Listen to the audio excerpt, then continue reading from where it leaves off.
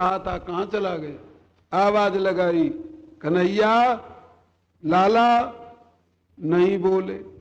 अब बात समझ में आई, आज ही तो चोरी की और आज ही मैया को पता लग गया, उसका ध्यान आ गया इधर। यशोदा ने बड़े उग्र सुर से क्रोधित होकर के कहा, ओ मेरे बाप, कहां चला गया। भगवान बाहर निकल करके आए। यशोदा ने पूछा, क्या कर रहा था तू। भगवान ने कहा, मैया, मात कंकड़ पद्म रागम हसा पाणिर्मात तप्यते तेनायम नवनीत भांड विवरे बिन्नस्य निर्वापित। अरे जननी, तूने ये जो कड़ूना पहनाए हैं, इनमें पद्म राग मणि लगे हुए हैं जो सूर्य कांति से बने हुए हैं। इनसे मेरे दोनों हाथ जल रहे थे। ये हाथ कमोरी में मक्खन की में डाल करके मैंने ठंडे किए। यशोदा को बड़ी भारी दया आई, नेत्रों में जला आ गई। हाय हाय, मैंने ये क्या कर दिया। अपने लाला को ऐसे गहने पहना दिए जिससे हाथ जल रहे थे। उतार दूंगी अभी गहनों को। महाराज कन्हैया के कर पकड़े और हृदय से लगा लिया। मुख पुचकारने लगी तो मुख पर भी मक्खन लगा हुआ था। यशोदा ने पूछा, कन्हैया, हाथ जल रहे थे पद्मराग मणियों से, क्या मुख भी जल रहा था तेरा। मुख पर मक्खन कैसे लगा है।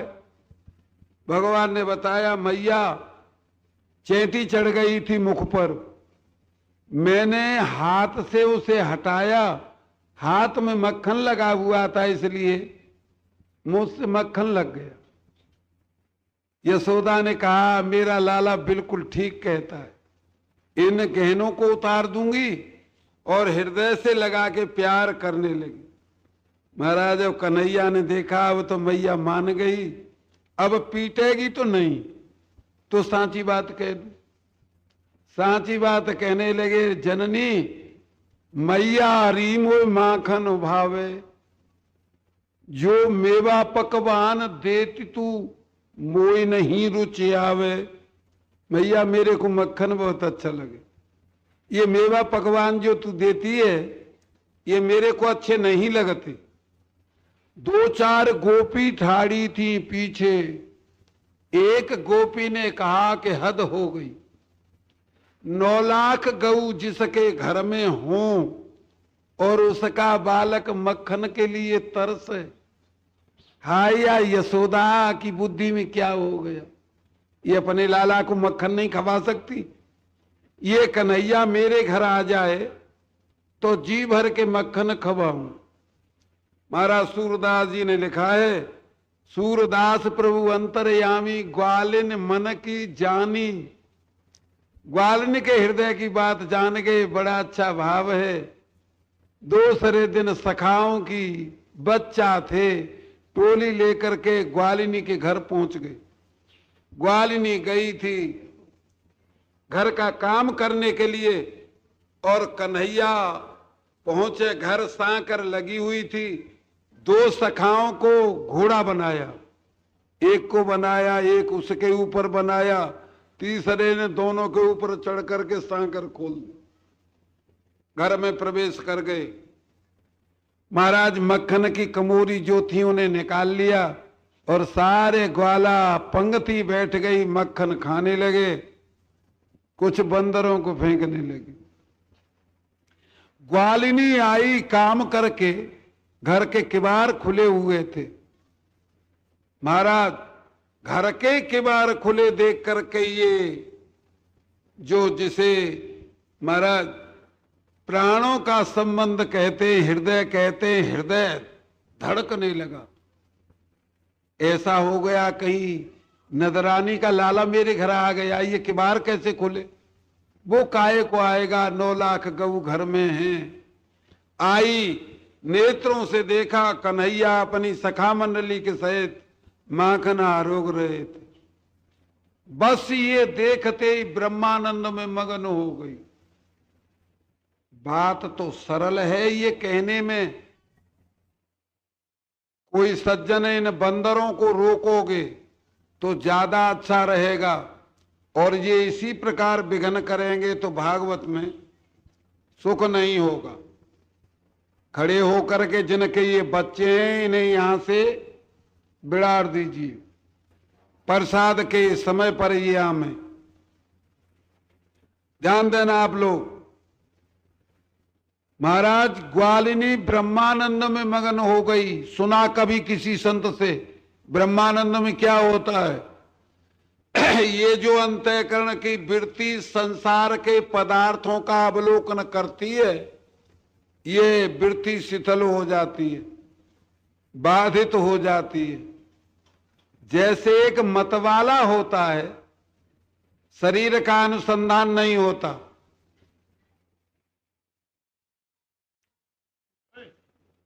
ये महाराज शरीर का अनुसंधान नहीं रहा, घर से लौटी, एक पाम कहीं पड़ता है, दूसरा कहीं पड़ता है, ब्रह्मानंद में मस्त हो गई, शरीर उठाकर फेंक दिया। शरीर का कोई अनुसंधान नहीं। ये रामायण पढ़ने वाले सज्जन जानते हैं, सुतीक्षण जब भगवान की मिलने के लिए अपने आश्रम से चले तो सुतीक्षण की क्या दशा हुई है। कबहू को फिर पाछे पुन जाई, कबहू के नृत्य करे गुण गाई, ये दशा होती है ब्रह्मानंद में।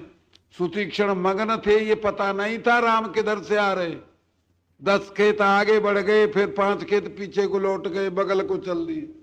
भगवान देख रहे थे। ये दशा इस गोपी की हुई। अथाई पर किसी पर 4-6 गोपियां बैठी थी, उन्होंने देख करके कहा आए जा काहे को, ये अभी तो अपना काम घर का बड़ा अच्छा कर रही थी, और अब इसे क्या हो गया, क्या कोई खा पी लिया इसने। 2 गोपियां खड़ी हुई, आगे से रोक लिए और कहा तो कहा है को, अभी तो तू अपने घर का काम कर रही थी।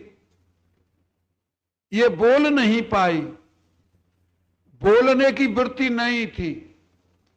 एक सखी ने हाथ पकड़ा और हाथ पकड़ करके झकझोरा कि क्यों नहीं बोलती है, हमारे तेरे शरीर 2 हैं, प्राण एक है, बता तेरे को क्या हो गए।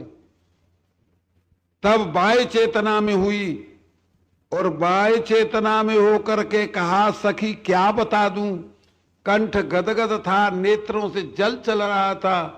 आज मैंने यशोदा के लाला को अपने घर माखन खाते देखा है। सारी गोपियां बड़े वेग से सी अरी पगली, 9 लाख गऊ नंद बाबा के आए, वा को लाला तेरे या माखन खान दे क्यों तेने कि चलो तुम्हें दिखाऊं। सारी गोपियां चली कि चल दिखा। भगवान ने सोचा अब कि गोपियों की भीड़ आ रही है, ये पकड़ लेंगी। सारी मंडली घर से निकल करके भागी।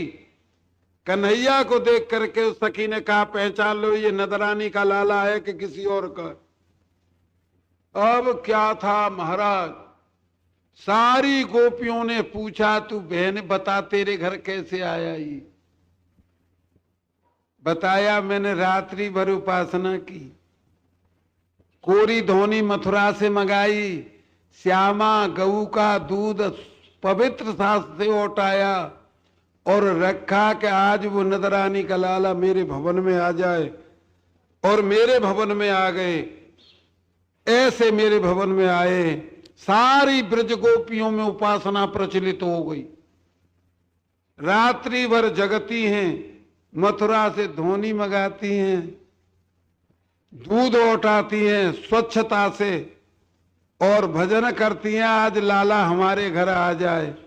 जिनका प्रेम विशेष होता है कन्हैया उसके घर मंडली सहित जाते हैं और माखन खा करके उनकी आत्माओं को तृप्त करते। ये लीला चली।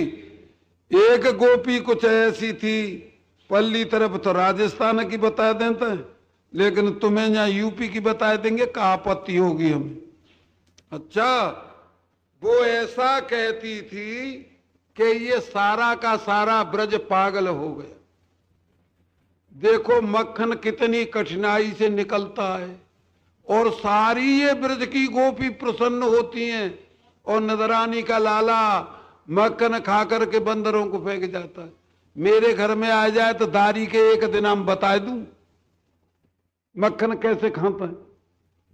भगवान ने सोचा ये बड़ी मन चली गोपी न हो तो आज सखा मंडली लेके यही के घर चले। गोपी गई कुछ काम करने के लिए, साइकिल लगा दी। महाराज इनके पास में बड़ी युक्ति थी, सखाओं को घोड़ा बना करके साइकिल खोल दी, इसके बर्तन तोड़ दिए और मक्खन खाया, कुछ बंदरों को फेंक दिया। लौट करके इसने देखा कि सांकर खुल रही है, कहीं हाय ऐसो ही तो न है गो आज मेरे घर में धसे आए हो। महाराज देखा ग्वालाओं की मंडली बैठी है और मक्खन बांट रहे हैं और खा रहे हैं। बड़ा क्रोध हुआ, मैं देखूंगी। भगवान ने कहा गोपी बड़ी नाराज होके आ रही है, भाग चलो। सखा सारे भाग गए, तब तक कन्हैया निकल रहे थे। गोपी आ गई, किवाड़ बंद कर दी, सांकल लगा दी, ठाकुर जी को पकड़ लिया और कहा बता कैसे आया तू मेरे घर। भगवान ने कहा क्या गोपी ये तेरा घर है? मैंने तो अपना समझा था। अच्छा तू इतना भोरा है कि घर नहीं पहचान सकता। चल वो यशोदा उल्टी सूदी और सुनाती है, उसके पास ले चलती हूं तेरे को। भगवान ने, सुखदेव जी कहते हैं, बहुत मना किया, गोपी आज से बाहर तुम्हारे घर नहीं आऊंगा, मैया के पास मत ले चल, कि मैं कभी नहीं मान सकती।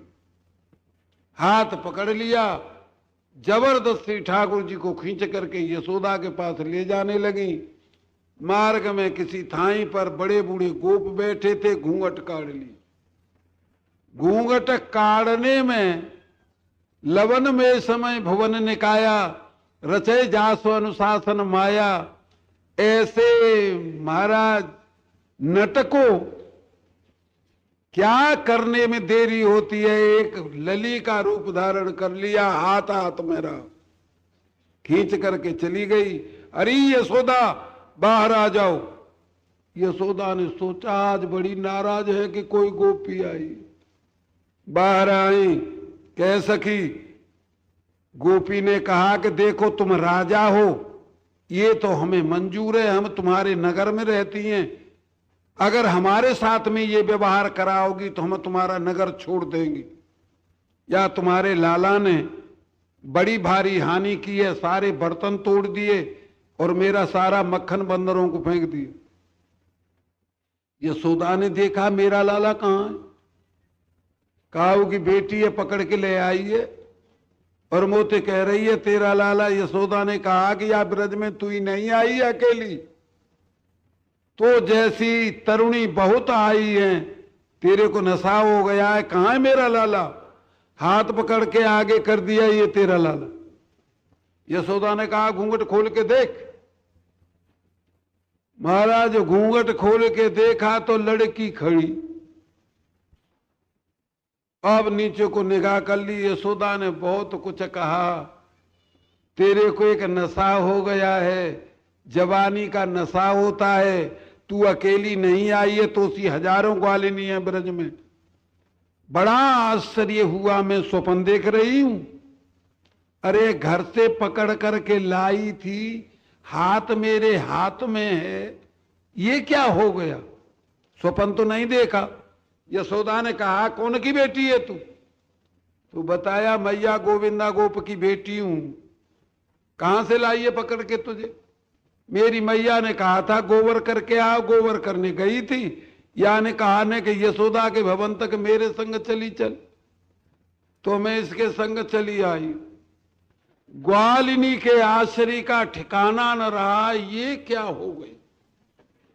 यशोदा कहती रही, ग्वालिनी मदमाती हो गई है, नेत्र बंद हो गए हैं, इन्हें दिखता नहीं है, किसी की बेटी को पकड़ करके लाई है पुराना देने के लिए। ये ग्वालिनी चली घर को। आगे कन्हैया मिल गए। महाराज ग्वालिनी ने कहा कि कह सकी मैया के यहाँ फिर ले चलेगी। अब यहाँ तो मुटियार कहते हैं, अब के ले जाएगी तो तेरे मुटियार का रूप धारण करूंगा। सखी ने कहा लाला जीऊंगी तब तक तुमसे नहीं कुछ कहूंगी, चाहे रोज आओ और चाहे एक दिन भी मत आओ, अब तुमसे कुछ नहीं कहूंगी। बड़ी लीलाएं चली। एक संत सुनाया करते हैं, नंद बाबा 5 भाई थे, 2 बड़े थे 2 छोटे थे, नंद जी बीच के थे। राजा यही थे नंद बाबा, नंद ब्रज के। महाराज ऐसा था, इनकी पत्नी ने जब ये बात सुनी कि यशोदा का लाला घर घर जाकर के ऊधम करता है, माखन के बर्तन तोड़ता है, मक्खन को फेंकता है, बड़ी नाराज हुई। हाया यशोदाए बूढ़ी हो गई पर ये शर्म का ज्ञान नहीं है, इतनी गऊ और या को लाला चोरी करे, ये मेघ आ जाए तो एक दिन में सिखाई दूं जाए, हद है गई। सुखदेव जी कहते हैं भगवान ने सोचा न हो तो बड़ी के ही घर चलो। महाराज गोकुल से रमण रेती को जो मार्ग जाता है यहां उनका भवन था। गई सखा मंडली, ताई जी बैठी थी मूढ़ा पर, भगवान ने प्रणाम कियो, कहा ताई जी मैया बुला रही है तुम्हें, मैया के पास चली जाओ। ताई जी ने पूछा काहे को बुला रही है लाला तेरी मैया आज हमें? कि पीहर गई डलिया लाई है बांटे में बुला रही है। महाराज ताई जी फूल की दूनी है गई, देखो बूढ़ी है गई ये सौदा, लेकिन मेरे बिना कोई काम नहीं करती है, मेरा मान अब भी करती है। लाला कन्हैया मेरे यहां घर कोई नहीं है, मैं कैसे जा सकती हूं? कि ताई जी हम यहां बैठेंगे खेलेंगे, तुम सांकर लगा जाओ। मन में बात आ गई, सांकर तो जिनमें तो कोई पहुंचत ना है सांकर तक, सांकर को खोल ले। आमत हूं जल्दी बांट के सांकर लगा दी, चली आगे। ओटक में हुई तो वही कला थी, 2 ग्वाल घोड़ा एक के ऊपर एक, और तीसरे चढ़ के सांकर खोल।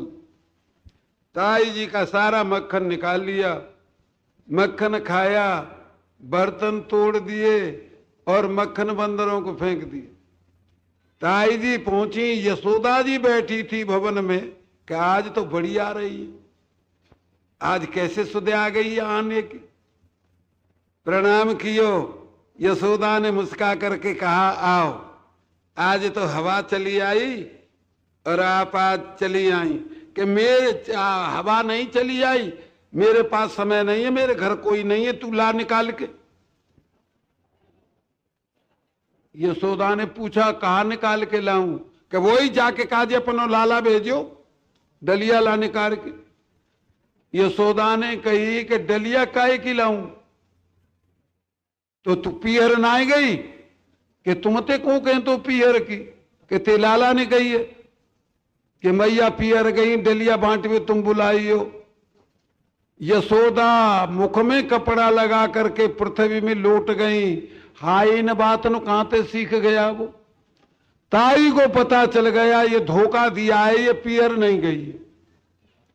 अब महाराज भागी, बड़े बेग से भागी, तब तक भगवान ने अपनी लीला पूरी कर दी। कहा ताई नाराज होकर के आ रही है, भाग चलो। सारे सखा भाग गए, देखा घर, हाय यशोदा की कोई कसर ना। जाने कसे में ये बुद्धि कहां से किसने सिखा दी कि पीहर गई है डलिया लाई है तुम बांट जाओ। बड़ी बड़ी सुंदर लीलाएं की, थोड़ा आप लोग ध्यान देंगे। ये लीला जब समझ में आती हैं, जब इस भक्ति रस की मर्यादा का बोध हो जाता है। ध्यान देना, 5 रस होते हैं संसार में, बड़ी सावधानी से सुनने की कृपा करेंगे। एक शांत रस होता है, शांत रस ज्ञानियों को होता है, ज्ञानियों के हृदय में शांत रस होता है। शांत रस की आधारशिला होती है स्वरूप चिंतन। किसी संत से कभी सुना हो, किसी वक्ता से बात सुनी हो, शांत रस में जो सज्जन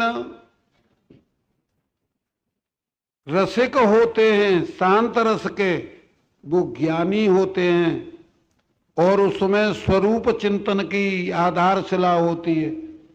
स्वरूप को समझ गए होंगे तो ज्ञानी होंगे और शांत रस अंतःकरण में आ जाएगा। कान खोल करके सुन लें, भेष कोई हो, देश कोई हो, जाति कोई हो, शांत रस के उपासक ज्ञानी होंगे, आधारशिला होगी स्वरूप चिंतन। दूसरा रस होता है दास्य रस। हमारे सभी सज्जन जहां इकट्ठे हुए हैं वो बड़े ध्यान से सुनेंगे। दास्य रस भक्तों का होता है, जो 3 प्रकार के भक्त होते हैं। तुलसीदास महाराज ने 4 प्रकार के लिखे हैं। राम भक्त जग 4 प्रकारा, सुकृति चारियु अनग उदारा, चहु चतुरन को नाम आधारा, ज्ञानी प्रभु विशेष प्यारा। ध्यान देना आप लोग, गीता में भी यही सिद्धांत है। दास्य रस जो होता है उसकी आधारशिला होती है भगवान का वैभव, ऐश्वर्य। दास्य रस के भक्त भगवान के ऐश्वर्य पर मोहित होते हैं और भगवान ऐश्वर्य से उनकी सारी लीला पूरी जीवन की करते। तीसरा रस होता है महाराज सख्य रस। भगवान को सखा मान करके सेवा पूजा की जाती है। सख्य रस जो होता है, इसकी आधारशिला जो होती है, ध्यान दें आप लोग, ये दिव्यता होती है, विश्रम्भ विराजता है सख्य रस में। विश्रम्भ माने अपने हृदय का ऐसा निर्माण जिसमें भेद भाव, ऊंच नीच का व्यवहार खोकर भगवान की सेवा पूजा की जाए। आपने सुना होगा लीला में सखा भगवान को पकड़ लेते थे और ऐसा कहते थे बड़े बाप का बेटा होगा तो अपने घर के लिए होगा, पोत दे करके जाएगा। ये विश्रम्भ रस है, अद्भुत है। भेद व्यवहार मिटा करके अभेद व्यवहार प्रभु से करना, ये सख्य रस होता है। चौथा होता है वात्सल्य रस, जो यशोदा जी के हृदय में है, नंद बाबा के हृदय में है, बड़ी बड़ी ब्रज गोपियों के हृदय में है। ध्यान देना आप लोग हमारी बातों पर। बड़ी कठिनाई से कोई सज्जन आकर के इन बातों को सुनाएंगे, हम कठिनाई से सुना रहे हैं, संतों ने जैसा सिखाया वैसे सुना रहे हैं। वात्सल्य रस में परमात्मा को छोटा पुत्र मान करके, वात्सल्य रस के अनुयायी प्रणाम नहीं करते भगवान को, छोटा बेटा मानते हैं, गोदी में आने के लायक बालक मानते हैं। और इसमें कई आधारशिला होती है अद्भुतता। वात्सल्य रस के अनुयायी जितने भक्त होते हैं, इसमें अद्भुतता विराजती है। 5वां रस होता है कांत रस। कांत रस का बिगड़ा हुआ रूप स्त्री पुरुष। सोचा है कभी? कांत रस जो होता है, इसकी आधारशिला होती है अभेद व्यवहार। बोलो कृष्ण बलदेव की जय। सभी सज्जन सुने ध्यान से। कांत रस जो होता है, इसकी आधारशिला अभेद व्यवहार होता है, और जो अभेद व्यवहार नहीं होता वो कांत रस नहीं होता, संसार का व्यापार होता है। ये 5 रस होते हैं। 5 रसों में आज तक के मर्यादा शास्त्रों में इन्हीं रसों में सारी सृष्टि अवगाहन करती है, आनंद लेती है। जिस सज्जन में जो रस उदय हो जाए परमात्मा के साथ में उन्हीं से व्यवहार करते। ब्रजवासियों का, ब्रज गोपियों का इस प्रकार से ये रस था। ये महाराज कुछ समय तक और चला, ये लीला चली। अब ये हुआ महाराज, एक समय की कथा है। मैया यशोदा का लाला पर्यंक पर सो रहा था। मैया यशोदा ने सोचा लाला सो रहा है, अब इसके जगेगा तो मक्खन मांगेगा, थोड़ा मक्खन निकाल लूं। दधी मथने लगी, कन्हैया के माधुर्य का गान करने लगी। भगवान श्री कृष्ण के नेत्र खुल गए। सुखदेव जी कहते हैं भगवान ने 2 चरण पर्यंक पर नीचे लटका दिए, दोनों हाथों से नेत्र मलने लगे। काले तो वैसे ही थे, नेत्रों में अंजन लगा हुआ था और मुखारबिंद पर चोला चढ़ गया, विशेष काले हो गए। सुखदेव जी कहते हैं किसी सज्जन को ध्यान करना हो तो ये ध्यान की मूर्ति है। कन्हैया का ध्यान करिए, 2 पांव नीचे लटके हुए हैं, महाराज घोंटू से नीचे बैठे पर्यंक पर, नेत्रों को मीड़ रहे हैं, यशोदा जी की तरफ देख रहे हैं। उतरे नीचे, मैया यशोदा दधी मंथन कर रही थी। महाराज भगवान ने जाकर के कर पकड़ लिया, मानो ऐसा कह रहे थे। सुखदेव जी कहते हैं मैया जब सिद्धि मिल जाती है तो साधनों का परित्याग कर दिया जाता है, तू अब भी साधन करती है। दध चलाने से रोक दिया। मैया ने अपने कन्हैया को गोदी में ले लिया, दूध पिलाने लगी। अब महाराज श्यामा गऊ का दूध ओट रहा था। जीव लिखते हैं अपने गोपाल चंपू ग्रंथ में, दूध ने सोचा मैं कन्हैया का भोग बनूंगा तो बूंदों के आघात सहे दोनी में, और अग्नि पर चढ़ा दिया गया तो अग्नि का ताप सहा। मैं कन्हैया का भोग बनूंगा।